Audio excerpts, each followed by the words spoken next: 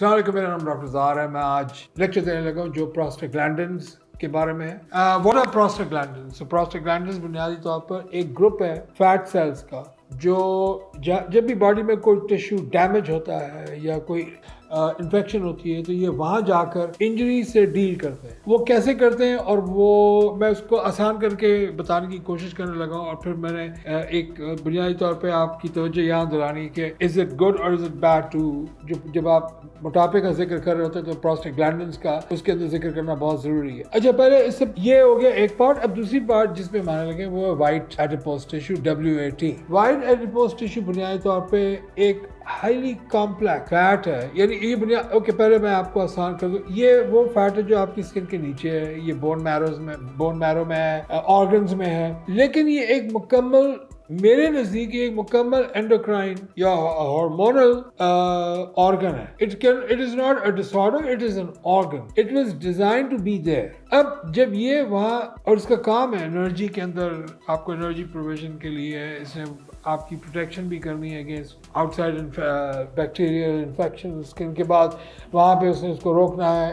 It's a kind of a defence. میں جو بتانے کی کوشش کرنے لگا ہوں وہ یہ کہ ان کا رول کہاں پہ آتا ہے باڈی میں. اور اس سے پہلے کہ میں آگے جاؤں، پروسٹاگلینڈنز کا ایک کام یہ بھی ہوتا ہے کہ وہ جو فیمیلز ہوتی ہیں جب ان کو پیریڈز ہو رہے ہوتے ہیں تو وہ پین جو ہے وہ پروسٹاگلینڈن سے آتی ہے کیونکہ اس کی انٹرنل لائننگ کو بریک ڈاؤن کرتے ہیں. اور اگر انٹرنل لائننگ جو یوٹرس کی ہے اگر وہ تھک ہو گئی ہے اس کو جب بریک ڈاؤن کرتے ہیں تو بہت ساری فیمیلز کو کریمپس بھی پڑتے ہیں اور اس کی وجہ پروسٹاگلینڈن ہے، جس میں پھر ہم ڈسپرین دے دیتے ہیں یا وارن ٹائپ کی میڈیکیشن یوزلی دیتے ہیں which are basically prostaglandin blockers.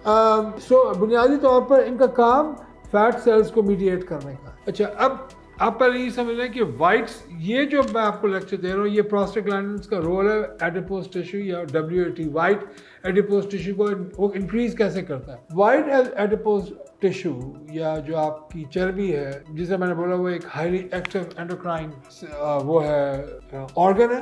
اور جب وہ اس کا سائز بڑھاتا ہے تو جو ہمارے قدرت کے اندر جو سسٹم ہے وہ اس کا سائز بھی بڑھا دے گا جس کو ہم ہائپرٹروفی کہتے ہیں. اور اس کا جو سائز انکریز کرے گا اس کو ہائپرٹروفی، اور جو نمبرز بڑھا دے گا وہ ہائپرپلیجیا. یہ دونوں چیزیں بیک وقت ہو رہی ہوتی ہیں جس کی وجہ سے وہ اپنا سائز انکریز کرنا شروع کر دیتا ہے. WAT جو وائٹ ایڈیپوز ٹیشو ہے. اب ایک چیز مثال کے طور پہ اتنی بنی ہے اور اس چیز کو اگر میں اس کا بڑا کر دوں سائز تو یہ زیادہ اسپیس بھی لے گا، اس میں وہاں پہ زیادہ تبدیلیاں بھی آئیں گی، اور وہ تبدیلیاں جو ہے اس وائٹ فیٹ سیل یا وائٹ ایڈیپوز ٹیشو کو انہانس کرنا شروع کر دے گا ان دو میکنزمز کے تھرو. اب جب یہاں پر یہ بڑھ جائے گا، وہاں آکسیجن کی کمی ہوتی ہے کیونکہ وہاں خون کی نالیاں نہیں بنی ہوتی، وہاں پہ نیوٹرینٹس کم ہوتے ہیں کیونکہ خون نہیں ہے، وہاں پہ نیوٹرینٹس جا ہی نہیں پاتے. یہ کیا کرے گا اسٹرکچر؟ یہ اپنے آپ کو چینج کرنا شروع کرے گا اس کمپلیکس پروسیس کے تحت جس کے تحت اس نے باڈی کی اڈیپٹیبلٹی کرنی ہے اس بڑے سائز کے مطابق. اب اس میں ایک پرسسٹنٹ انفلیمیشن کھڑی ہو جاتی ہے. یعنی انفلیمیشن کو آپ یوں سمجھیے کہ اس کی آسان اردو کا مطلب ہے کہ وہ تھوڑا سا سوجنا شروع ہو جاتا ہے اندر. اور اس میں پھر وہاں پر کیونکہ جو سیل وال ہے وہ بڑی نازک ہوتی ہے، وہ ٹوٹ پھوٹ کا شکار ہوتی ہے. پھر وہاں پر ایک عمل ہوتا ہے جس کا نام ہے فائبروسس. فائبروسس ایک کنیکٹنگ ٹیشو ہے، اس نے اس کو آ کے جوڑنا ہے. تو مثال کے طور پہ یہ گول تھا، یہ ٹوٹ گیا، یہاں آ کے اس نے اپنے آپ کو فٹ کیا، اور جب وہ سالیڈیفائی ہوتا ہے over a period of time تو وہ سخت ہو جاتا ہے. الٹیمیٹلی یہ پورا سخت ہوگا کیونکہ وہ انجری ابھی یہاں ہے، پھر یہاں ہوگی، پھر یہاں ہوگی، جہاں پہ بھی ہوگی وہاں فائبروسس ہوگا، پھر یہ ٹوٹے گا. جب یہ ٹوٹے گا تو اس جگہ پہ جو ہمارا جو فیٹس کا جو میکنزم ہے وہ وہاں پہ ڈیبری یا جو کچرا ہے وہ اس کا ایکسپینشن بڑھنا شروع ہو جاتا ہے. کچھ عرصے کے بعد باڈی کی جو اڈیپٹیبلٹی ہے اس کے حساب سے وہ انکریز کر جاتا ہے، یہاں تک کہ اسکن کی جو تھکنس ہے وہ بھی انکریز ہو جاتی ہے جس کو ہم لپیڈیما کہتے ہیں. ایک ٹائم وہ آتا ہے جب یہ وائٹ ایڈیپوز ٹیشو جو ہے یا جو آپ کی یہ جو چربی ہے وہ ایک لکوڈ کا فارم، سیمی لکوڈ کا فارم اختیار، پانی تو نہیں بنتا لیکن ایک جیلی ٹائپ کی اس کی کنسسٹنسی ہو جاتی ہے جو پھر مختلف ڈیزیزز میں وہ اپنے آپ کو شو بھی کرتی ہے اور اس میں اس کا انہانس بھی ہو جاتا ہے. اب جو پلاسٹیسٹی تھی پہلے یہ تھا کہ یہ اگر نارملی اگر یہ ایسے اور اس میں آ کے یہ آپ سمجھیے کہ اس کو لگا تو یہ یوں ہو جائے گا، یوں ہو جائے گا، اس کا شیپ جو ہے وہ کسی طریقے سے بھی چینج ہو سکتا ہے. اگر وہ سخت ہو گیا ہے اور اس کی پلاسٹیسٹی ہے وہ کم ہو گئی ہے، وہاں پر فائبروسس ہو گیا تو یہ بریک ہو جائے گا. اور یہ زیادہ تر جو لنگ ڈیمیج ہوئے تھے کووڈ میں اور اس کے بعد جو ڈیتھ ہوئی تھی وہ اسی وجہ سے تھی کہ پروسٹاگلینڈنز اوپر چلے گئے، سائٹوکائن اسٹارم کا نام بھی دیا.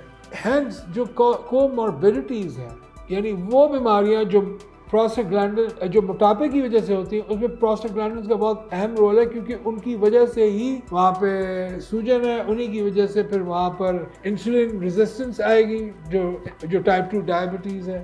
بہت سارے لوگوں میں فیٹی لیور ہو جاتا ہے، وہ بھی اس لیے کیونکہ وہاں انہینس پروسٹاگلینڈنز ہیں، وہ وہاں جب جاتے ہیں تو توڑ پھوڑ کا شکار ہو جاتی ہے فیٹ اینڈ الٹیمیٹلی ایتھروسکلروسس. ایون خون کی نالیوں میں بھی یہی حشر ہے، اور کارڈیو واسکولر ڈیزیز جو ہارٹ کے جو چیمبرز وغیرہ اوپر نیچے ہو جاتے ہیں بیماری کی وجہ سے. اس میں پروسٹاگلینڈنز کا ایک حتمی ہاتھ ہے، کیونکہ وہاں فیٹ ڈسٹروائے ہوتی ہے، اس فیٹ کو فکس کرنے کے لیے مزید پروسٹاگلینڈنز آ کے کرتے ہیں جو بعد میں کیلسیفیکیشن یا کیلشیم میں کنورٹ ہو کے اس جگہ کا حجم بڑھا دیتی ہے جس میں آپ کی فیٹ. ود مور انفارمیشن ہم ایک پوری سیریز لے کے آئے ہیں 60 ہارمونز کا امپیکٹ. پروسٹاگلینڈن اسی لیکچر کا ایک حصہ ہے، اور مقصد یہ کہ آپ کو صرف یہ سمجھا دیا جائے کہ موٹاپا کسی بھی قسم کی دوائی سے، کسی بھی قسم کے ٹوٹکوں سے نہیں جائے گا. یہ ایک بیماری ہے بذات خود، اور میں اس حتمی نتیجے پہ پہنچا ہوں کہ وائٹ ایڈیپوز ٹیشو ایک اینڈوکرائن آرگن ہے. See you in the next video.